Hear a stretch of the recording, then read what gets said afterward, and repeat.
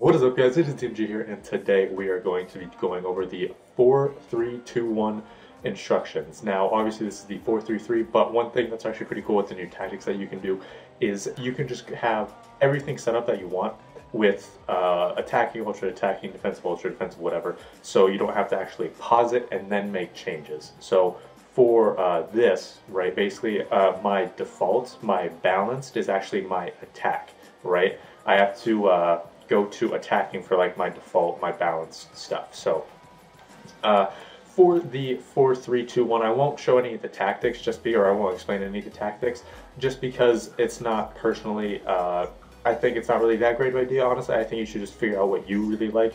You know, I mean, I could have suggestions and stuff, but I mean, it's really highly dependent on what you guys play like, right? It just depends on what you guys like and dislike, and it can be completely different from mine.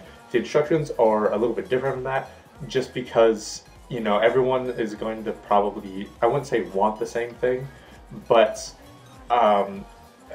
playing a certain way is highly, like, your play style is more dependent on your tactics than your instructions, I would say. At least that's for me, right? Like, you're not going to have, for like a balanced start to the game, you're not going to have your center backs on, you know, play striker. You're not going to have all your center attacking mids and all of your forwards on getting behind or anything like that, because that just won't happen.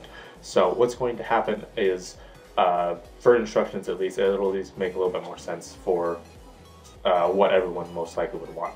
So for the instructions, right? Personally, actually, we'll start with like why I actually really like the 4-3-2-1. For one thing, if you're defending, there's always an outlet pass to the midfield, right? Whether it's Tolisso, Zakaria, or Witsel, right? Any one of those center mids. So let's say you're defending on the right side. That right center mid will kind of drop down to defend, or at least I'll, you know, drag him back to kind of defend. That center mid will kind of fill that right center mid spot, and then the player on the left center mid spot will fill that central center mid spot. So, which is nice, right? Because if you're defending the right side, there's no need for a player in the left center mid spot to be in that left center mid spot, right? There's no need for that, right? Because they're focusing on that, you know, right side of the attack, and you know, the furthest they could, you know, go to the other side is probably just a cross into the box or cross in the middle. So again, there's no need for like anyone on the left side to be completely on the left side, at least. So again, everyone kind of shifts, which is really nice. So again, let's say you make a tackle on the right side with, you know, Akanji, Piszczek, Tolisso, or whoever. There's going to be Zakaria, who can kind of provide that outlet pass. Or let's say they cross it in toward the center, and then Witsel will kind of provide that outlet pass in the center since he kind of shifted over. So personally, that's what I really like about it. So that, and also the fact that the left and right, actually the left and right forwards, they kind of go out wide and then they cut back in. And I'll explain that with the instructions a little bit more. So going over the instructions now for the players. I have my left and right backs on stay back while attacking, and I have that for a couple reasons. One, just because it prevents the counter. In fact, that's kind of like the main and only reason. It just prevents the counter. I noticed with this formation, compared to a lot of other formations like the 4-2-3-1, 4-1-2-1-2 narrow, is that this is a little bit more susceptible to counter attacks. So, you know, obviously you want to prevent that as much as you can, so you want them to be staying back. Now, I mean, if you're down, if you need to score a goal, then you can have them on get forward, right? And you can have them on overlap or inverted, whatever you want.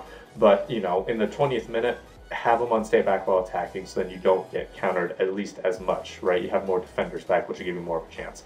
So again, that's going to be for the left and the right back. So then for the center mids, right? For the center mids, I have them all on stay back while attacking. I have them all on stay back while attacking, but then I also have the central center mid on cover center. Now, I have them all and stay back while attacking for a couple reasons. One, again, to prevent the counter, because again, this formation is a little bit more susceptible to counters compared to other formations. But then two, it kind of helps with that outlet pass, right? So again, let's say you're defending on that right side, right, with Piszczek and Akanji, and you know, Tolisso's kind of drop back. Zakaria won't be forward as much. He's going to be dropping back a little bit because he stayed back while attacking. So he's going to be dropping back a little bit, and it's just going to provide a better and easier outlet pass for you. So then you're not panicking. You don't just have to clear it. You can kind of not necessarily play your way out, but there's going to be a, you know, an open pass for you to actually get some possession going, and hopefully even, you know, a counter attack or just get, you know, an attack set up. So again, those are the two reasons for that. Now again, for the central center mid, I actually have them on cover center. The default which I have for the left and right center mids are cover wing, but for the central center mid I have it on cover center. And that's, I mean, in my mind that's pretty easy to explain, right? Because we have our left center mid on cover wing, right? Just because he can cover that left area. Same thing for the right center mid, we have on cover wing, the default, because he can cover that right side. So because we already have someone covering the right side, we already have someone covering the left side, we don't need another player to cover the left or the right side. We want him to be staying central. So for me at least, that just makes a lot of sense, and I have him on cover center. And you know, for all the times that I've been playing with it, it's really worked out as well. So that's what I've noticed for the center mids. And then finally, for the attack.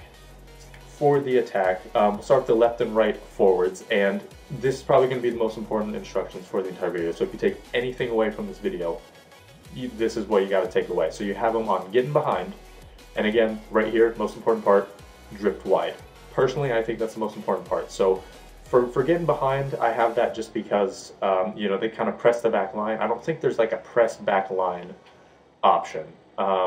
Yeah, so there used to be, you know, for strikers and left and right forwards, there used to be press back line. They don't really have that now. So getting behind is what I've noticed is basically press back line. And they also want to, you know, make runs in behind. But that's basically how you, from what I've noticed at least, that's basically how you have them press the back line. So that's why I have them on getting behind. But for the drift wide, the reason I have them on drift wide is because personally I really like width, like initially at least, right? So that's for the 4-3-3 or any variation of the 4-3-3. Initially, it's very good for me as well, and I've noticed a lot of people really like that too. Any variation of the 4-3-3, you can kind of pass it out, right, left or right side, whatever, and you kind of get the attack going. But the thing that makes this formation special with that is that, I mean, they're left and right forwards, right? They're basically going to be, they're basically strikers in a way. They're basically going to be strikers. So what's going to happen is they're going to drift out wide, and then at, you know, in the final third in the box, they're going to be cutting back inside, and that's extremely important just because I've noticed when people are cutting across, you know, those wingers, first of all, they're going to be faster than the defenders, and they're already be running at full speed. So then the defender's going to have to, one, try to catch up, and two, they might not even see it initially as well. So it might even take them another second to realize it, and then another couple seconds to actually get at their top speed, which is, again, not going to be as fast as forwards, typically at least. So I've noticed that when that happens, there's typically going to be an open pass that you can pass to, whether it's, you know, your right forward or your left forward. You can typically spot one of those left or right, you know, forwards kind of cutting in, and you can give them that pass, and you can get a finesse shot off, which is, again, incredibly overpowered this year. So those are the two things, or at least that's the one thing you really have to remember, just drift wide, because again, initially it starts with width, which is really nice, and then in the final third they cut in, which is also really nice. And then finally, for the striker, this is going to be a little bit up to you guys. You could either have it on balanced width or stay central. It's kind of one of those two. If you're more possession based, more kind of have like a slower build up, I would suggest stay central. And then if you're more counter-attacking, a little bit faster paced, I would recommend balanced width. So the reason for that, for possession based and staying on stay central, is because, you know, you already have your left and right forwards kind of going out wide, right? You're not really going to be counter-attacking that much, and if you are, then most likely your left and right forwards are going to be already going forward, because typically if you have a counter-attack while you're possession-based, it's good, your counter-attack is going to be starting pretty early, like pretty high up the field, like at midfield, so your attackers are already going to be forward. So again, for possession-based, you have on stay central, because again, the left and right forwards are going to be wide, so you want someone in that central area. It just kind of makes sense there. So the reason then for balanced width for counterattacking, kind of faster paced, is that when you are counterattacking, most of the time you're going to be, you know, kind of defending for a long period of time. Your opponent's going to have possession for a long period of time. So your midfielders are going to be back, and even your left or right forwards can be back a little bit as well. So your first player is going to be that striker. Your first player, that first attacker, is going to be your striker. So when that happens, if you're on the right side, you want him to make that run on the right side. You don't want him to be central, because one, that takes your striker out of the attack, and two, that just leaves that left back free to mark you, to mark a pass, and you're probably just going to lose possession of it.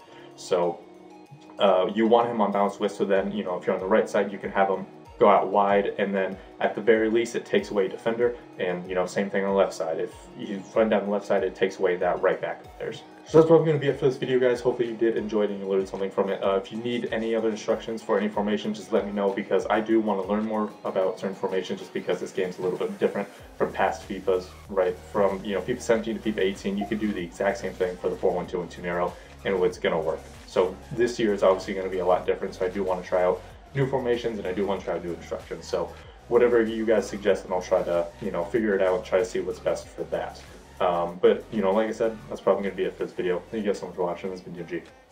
Peace.